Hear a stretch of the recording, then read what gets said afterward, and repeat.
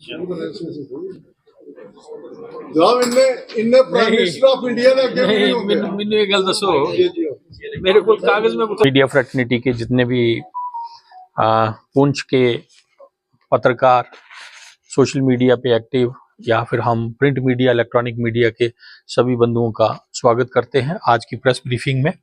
वो जैसे आप हालात समझते हैं बाढ़ की वजह से, तो कहीं ना कहीं पैनिक फैलाने की कोशिश की जाती है।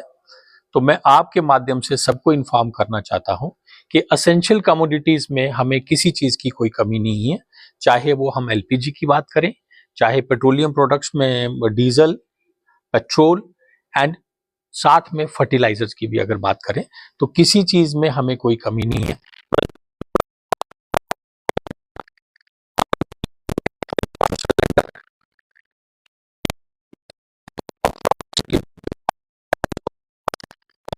पॉइंट पे जो एवरेज की बात करूंगा 1200 से 1500 एवरेज रहती है। स्टार्टिंग में थोड़ी सी इंक्रीज हुई थी जो डिक्रीज होके अब फिर एवरेज पे आ गई है। तो डेली जो हमारे पास स्टॉक अवेलेबल रहता है वो ऑलमोस्ट हमारा 3400-3500 के करीब सिलेंडर जो है हमारे पास यहाँ अवेलेबल रहते हैं। तो कहने का मतलब है 2 से ढाई दिन का स्टॉक हमारे पास हर समय अवेलेबल रहता है और इसको हम और बढ़ाने की कोशिश कर रहे हैं। बात करेंगे अगर पेट्रोल और डीजल की, 6 से 7 दिन का स्टॉक हमारे पास अवेलेबल रहता है और आज भी अगर मैं बात करूं तो उतना ही स्टॉक हमारे पास अवेलेबल है।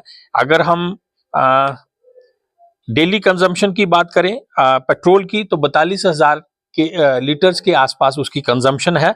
तो हमारे पास 2,99,820 लीटर जो है वो डिस्ट्रिक्ट में अवेलेबल है।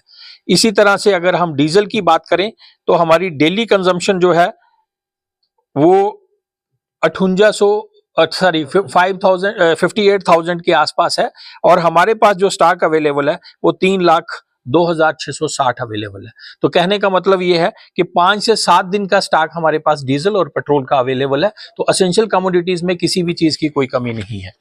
इसके साथ साथ अगर हम फर्टिलाइजर्स की बात करें, जैसे यूरिया है, डीएपी है, डीएपी सोइंग के टाइम यूज होता है, यूरिया इन बिटवीन भी यूज होता है। तो किसी भी जगह से कहीं से भी हमें इस स्टॉक की जो कमी है वो रिपोर्ट नहीं हुई है और as per the reports of the department हमारे पास सफिशिएंट स्टॉक्स अवेलेबल है। इस जहां तक एनफोर्समेंट की बात करें, हम इमीडिएटली हमने टीम्स बनाई थी जिसमें डिस्ट्रिक्ट लेवल की टीम है, सब डिवीजन लेवल की टीम्स हैं। उन टीम्स ने आज तक 197 इंस्पेक्शंस की हैं, जिसमें से फाइन भी किया गया है और डोमेस्टिक सिलेंडर्स जो कमर्शियल एस्टेब्लिशमेंट से यूज कर रही थी उनको सीज भी किया गया है।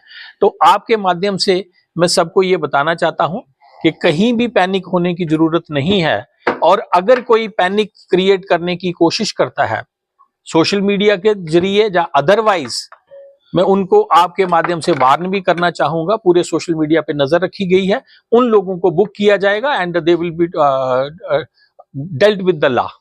उसमें किसी के साथ कोई वो रियायत नहीं बरती जाएगी, सख्ती से निपटा जाएगा। यहाँ आपके पास भी अगर कोई इस तरह की न्यूज आती है तो काइंडली जो रिस्पॉन्सिबल लोग हैं इन एडमिनिस्ट्रेशन उनसे वेरीफाई करें। तहसील लेवल पे हमारी टीम्स कॉन्स्टिट्यूटेड है, डिस्ट्रिक्ट लेवल पे हमारी कॉन्स्टिट्यूटेड है, सब डिवीजन लेवल पे हमारी टीम्स कॉन्स्टिट्यूटेड है। तो इसके साथ साथ जो दूसरा इशू मैं आपसे बात करना चाहता हूं वो है डिजिटाइजेशन ऑफ रेवेन्यू रिकॉर्ड। आपके माध्यम से मैं बताना चाहता हूं कि हमारी जो रेवेन्यू डिपार्टमेंट है वो सारा रिकॉर्ड जो है वो डिजिटाइज कर रही है और इस समय जो जमाबंदीज हैं वो डिजिटाइजेशन की फाइनल स्टेज पे है। थोड़ा सा मैं आपको इसका बैकग्राउंड बताऊंगा।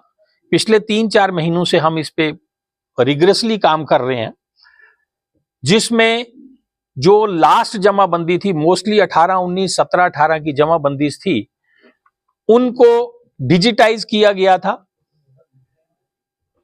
और उसको डिफरेंट इंग्लिश में कन्वर्ट किया गया है, उर्दू में भी अवेलेबल है, इंग्लिश में भी कन्वर्ट किया गया है।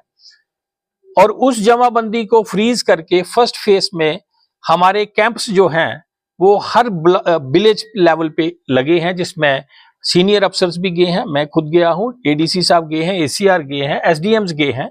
इवन तहसीलदार ने डिफरेंट विलेजेस में विजिट करके उस जमाबंदी को, जो एक्चुअल हमारी फिजिकल जमाबंदी अवेलेबल थी, उन दोनों को कंपैरिजन करते हुए लोगों में पढ़ के सुनाया और जो उनके ग्रीवियंसेस हैं वो लिए, और जो बैकलॉग म्यूटेशंस थी उनको भी विलेज वाइज सेग्रीगेट किया गया, विलेज वाइज ही होते हैं वो, उनको लेके और उसमें करेक्शंस की गई। करेक्शन करने के बाद अब हम उसको कंप्लीशन की तरफ जा रहे हैं।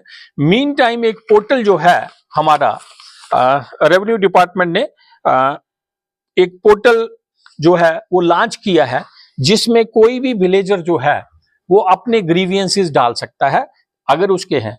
अगर ग्रीवियंसेस की बात करें तो दो तरह की गलतियां उसमें थी। एक था टेक्निकल एरर्स, किसी का नाम गलत है, पिछली जमाबंदी में ठीक है उर्दू से कन्वर्ट किया इंग्लिश में, तो लैंग्वेज कन्वर्शन में जो ऑटो मोड था उसमें थोड़ी सी गलतियां थी, उनको ठीक कर लिया गया है। बैकलॉग म्यूटेशन 2017-18 या 18-19 की जमाबंदी थी, उसके बाद आज तक जो इनहेरिटेंस म्यूटेशंस हुई थी या डिफरेंट कोर्ट ऑर्डर्स के तहत या डिफरेंट म्यूटेशंस जो थी, उनको बैकलॉग म्यूटेशन के तौर पे कंसीडर करके उनको भी तैयार करने के लिए आपके माध्यम से मैं ये बताना चाहूंगा कि लोग उस फिजिकल जमाबंदी में अपना जो पीडीएफ जमाबंदी की पोर्टल पे चढ़ी है, हर गांव की जमाबंदी जो है उस पोर्टल पे अवेलेबल है, उस पे जाएं, अपना रिकॉर्ड खुद देखें, कहीं गलती है तो वो उसी पोर्टल पे ग्रीवियंसेस डालें, हम उसको लेके ठीक करेंगे। इसमें दूसरी तरह की जो गलती थी वो थी कासी जुडिशियल टाइप, जिसमें म्यूटेशन की जरूरत है। किसी जैसे एक म्यूटेशन हुई है, दो भाइयों का नाम है, तीसरे का नाम नहीं है इनहेरिटेंस म्यूटेशन में, तो उसमें there is a provision of appeal.